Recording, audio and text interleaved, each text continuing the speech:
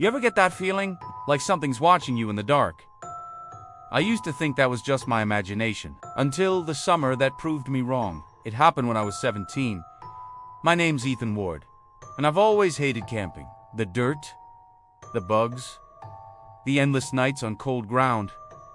But my dad, he lived for it.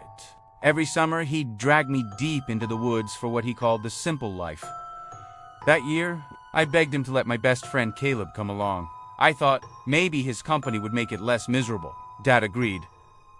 What I didn't know was that the trip would change the way I see the dark forever. Everything went wrong right from the start. One of Dad's friends messed up the booking, and instead of a quiet forest site, we ended up at a commercial campground. Families everywhere, bright lights, paved roads. They even sold s'mores kits at the front counter. Not exactly survival in the wild. And right next to it, a small amusement park, Ferris wheel, roller coasters, arcade games, the sound of laughter mixed with the smell of burning firewood. It felt wrong, like two worlds that were never meant to touch. Dad was furious, mumbling that this wasn't real camping. Caleb just laughed. I stayed quiet. That night, we ate dinner, set up our tent, and tried to act like everything was fine. Once the camp went quiet, Caleb pulled out a small metal pipe. He grinned. "Let's go for a smoke," he said. We slipped into the woods behind the camp. The carnival music echoed faintly through the trees. It was eerie, like the forest itself was humming along. Then Caleb's grin turned mischievous. He pointed toward the park. "Let's go explore." I thought he was joking, but the idea, stupid as it was, sounded exciting. So, I nodded. We waited until every flashlight went out, then crept to the fence separating the campground from the park. The metal links shimmered under the moonlight. Caleb boosted me up. We dropped silently inside. The park was dead silent. No lights, no sounds. Just the slow creak of the Ferris wheel turning in the wind. Every few minutes we'd duck a golf cart buzzed somewhere nearby. Security patrols. We moved like shadows, hiding behind food stands and ticket booths, whispering like kids in a video game. The deeper we went, the colder it got. The smell of rust and oil clung to everything. When we reached the roller coaster, Caleb pointed at the maintenance ladder. Without a word, we started climbing. Each step echoed softly. The air grew thinner. Below us, empty rides, lifeless seats, the dark outline of the woods. It was beautiful and terrifying. Caleb snapped one quick photo. Then we started back down. Halfway down, I noticed something. A light faint and flickering, moving near the snack stands. Not a flashlight, more like fire. We froze. No sound of an engine. No footsteps at first. Then, dragging, slow, uneven. We crouched behind a booth. And that's when I saw it. Someone crouched 30 feet away, half hidden in shadow. At first I thought it was a guard, but the shape was wrong. Too stiff. Too still. The light shifted, and I saw his face. A man, clothes shredded, skin smeared in something dark. For a second, I thought it was grease. Then I saw the shine of wet red blood. He was staring right at us. Caleb grabbed my arm. We didn't breathe, didn't blink. A golf cart passed nearby. The man didn't even react. As the lights faded, he began to move toward us, limping, whispering something under his breath. That was all it took. We ran through the park, over fences, cutting corners. The sound of our footsteps was thunder. I looked back, darkness, but I felt him, like his eyes were crawling on my neck. We hit the fence, scrambled up. Caleb slipped, I caught him. We fell on the other side, breathless, covered in dirt. We didn't speak, just ran back to the tent, zipped it shut, and lay awake until morning. When sunlight finally broke through, I told myself it had to be a homeless man, a hallucination, anything to make sense of it. Then, around 10, a park ranger arrived. He said there'd been a murder near the lake just a few miles away. The suspect, a man in his 30s, disheveled, shirtless, covered in blood. Caleb and I locked eyes. We didn't tell a soul, just packed up and left. To this day, I wonder, what if we had stayed up there a little longer? What if he had reached us first? Every time I hear a Ferris wheel creak in the distance, I see those eyes again. Two red glints in the dark, watching, waiting. If you were in my place, would you have gone into that park? Comment below what you would have done. And if you want more true nightmare stories like this one, make sure you subscribe.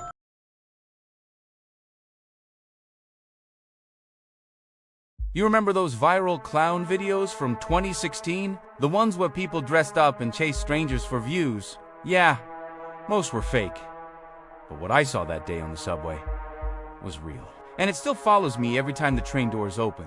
My name's Noah Reyes, and this happened when I was 16. It was October 2016, the height of the clown craze. Every day, social media was filled with people in masks and makeup, chasing others through parking lots for clicks. It was all supposed to be a joke.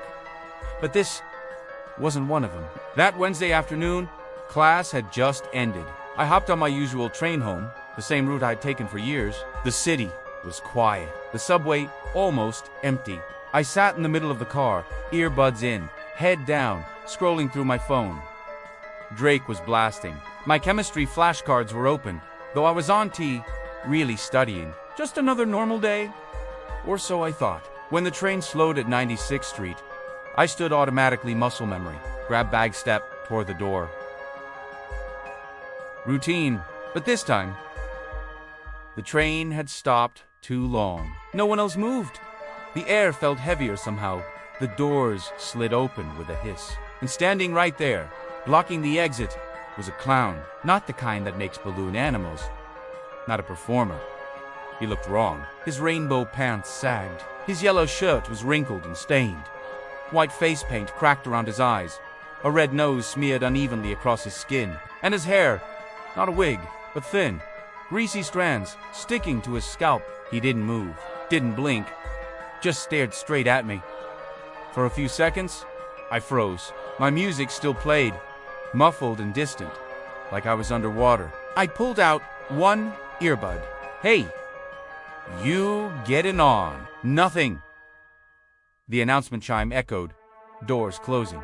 I tried to sidestep him, but when I brushed his shoulder, he leaned forward inches from my face. His breath smelled like metal. And then, he smiled. Not the kind of smile a clown should have. This one twitched, strained, like his muscles were fighting against it. My chest tightened. Instinct took over. I shoved past him and bolted up the platform. Behind me, the train doors slammed shut. Then came the sound of footsteps. Heavy, fast, rubber soles slapping the tile. He was chasing me. I didn't dare look back.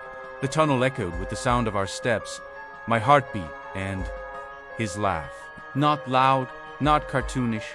Soft, ragged, almost playful. I finally turned, and what I saw made my blood freeze. The clown was sprinting, long legs jerking too high, arms flailing like a marionette. His head tilted side to side as he ran, eyes locked on me. And in his right hand, glinting under the fluorescent light, a knife. Real. Metal. Sharp enough to catch the light as he swung it with every stride. I tried to scream, but my throat locked. There was no one else in the station, just me, him, and the echo of that laughter. I ran harder than I ever have in my life. Up the stairs to Achiachimi. My bag slammed against my back. My chest burned. Every step felt like it could be my last. All I could think was, reach daylight. And then I burst through the exit.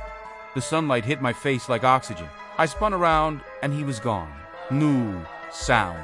Just an empty staircase leading back into the dark. I ran straight to the nearest officer, barely able to speak. Within minutes, 2 cops rushed down into the station. They searched every platform, every hallway, every maintenance door. Nothing. One of them told me it was probably a prank, some guy trying to scare people, but I knew what I saw. The knife wasn't fake, and that smell wasn't makeup. That night, I didn't sleep. Every time I closed my eyes, I saw that twitching smile. I could hear the sound of his shoes hitting tile. For days, I jumped at every sound, every knock, every distant laugh. I even stopped taking the train altogether. 2 days later, a news report aired. A woman claimed a clown had followed her from the same station, disappearing into an alley before police arrived. They never found him. I still wonder if it was the same man.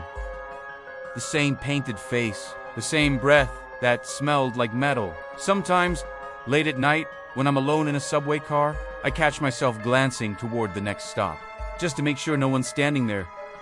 Watching, waiting, and every time those doors slide open, I hesitate. What would you have done if that clown had blocked your exit? Would you push past him or freeze? Tell me in the comments. And if you love real horror stories based on true events, subscribe.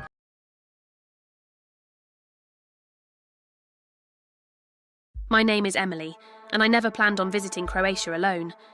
It was supposed to be a couple rest trip, a quiet getaway from London after months of stress, but my boyfriend broke up with me a week before the flight.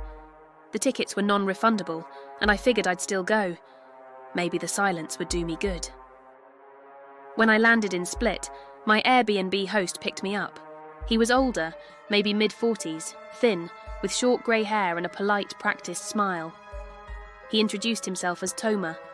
His English was fluent, his tone calm, and he told me the property was just outside the city.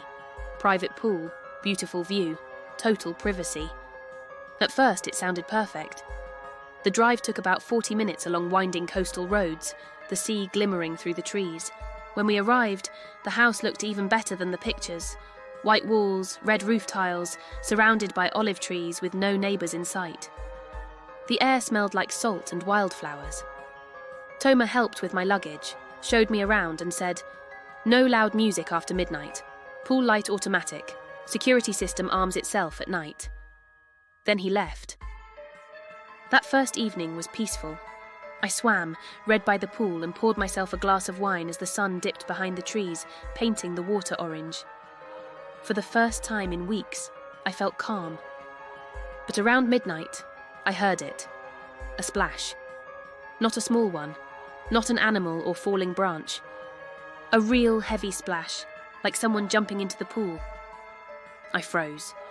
The automatic light flicked on, casting a pale green shimmer across the surface.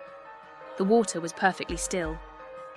I told myself it was nothing, checked that the doors were locked, and went to bed. But I couldn't shake the feeling that someone had been watching. The next morning, I found wet footprints leading from the pool to the kitchen door, bare feet, large ones. My stomach turned cold. I called Toma immediately. He said it was impossible. No one can enter. There are cameras. When I asked him to check the footage, he hesitated before saying, "The camera by the pool is broken." That night, I locked every door, drew the curtains, and slept with a kitchen knife under my pillow. I didn't swim, didn't even go outside, but around 2 a.m. I woke to the faint sound of a door clicking open. Slow, careful. Someone was inside. Footsteps crossed the tile floor, then silence. My heart thudded in my throat. I grabbed my phone, but there was no signal, no Wi-Fi, just dead air. When I peered through the crack of my bedroom door, I saw him. A man stood in the living room, barefoot, dripping wet, wearing swimming trunks. His skin glistened under the moonlight. His eyes, blank, empty, were fixed on my door. He whispered something in Croatian, soft and low, but I couldn't understand. I stepped back, trying not to breathe, until my hand touched the glass balcony door. I slid it open, climbed down quietly, and landed in the wet grass below.